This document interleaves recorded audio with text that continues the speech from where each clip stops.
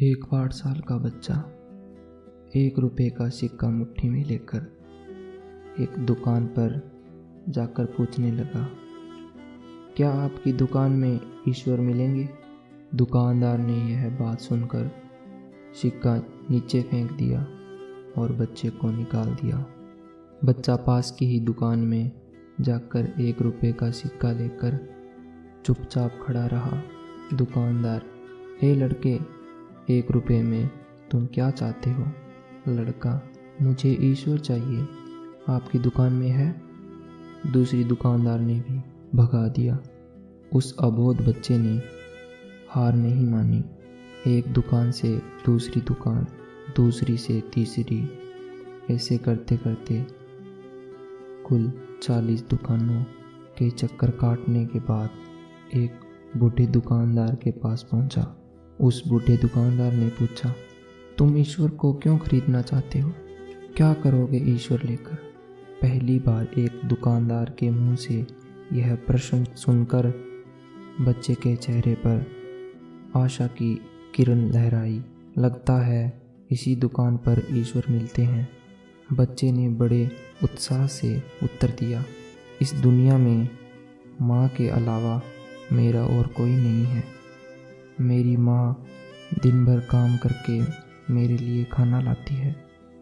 मेरी माँ अब अस्पताल में है। अगर मेरी माँ मर गई तो मुझे कौन खिलाएगा? डॉक्टर ने कहा है कि अब सिर्फ ईश्वर ही तुम्हारी माँ को बचा सकते हैं। क्या आपकी दुकान में ईश्वर मिलेंगे?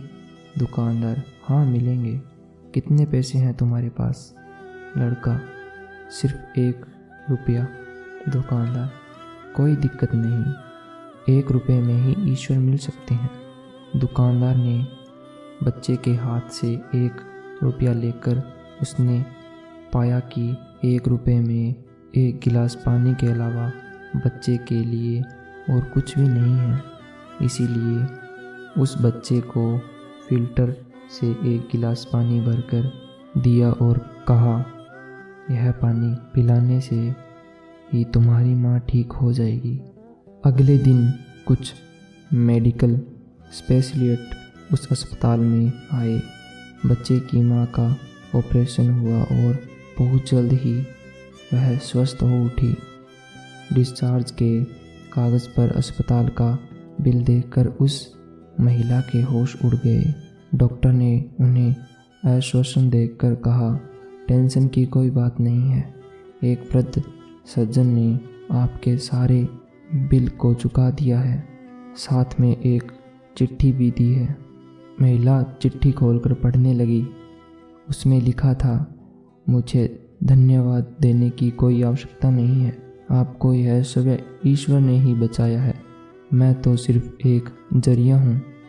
यदि आप धन्यवाद देना ही चाहते हैं तो अपने अबोध बच्चे को दीजिए, जो सिर्फ 1 रुपया लेकर नासमझों की तरह ईश्वर को ढूंढने निकल पड़ा। उसके मन में यह दृढ़ विश्वास था कि एकमात्र ईश्वर ही आपको बचा सकते हैं। विश्वास इसको ही कहते हैं। ईश्वर को ढूंढने के लिए करोड़ों रुपए दान देने की जरूरत नहीं होती। यदि मन में अटूट विश्वास हो तो वे 1 रुपये में ही मिल सकते हैं। धन्यवाद।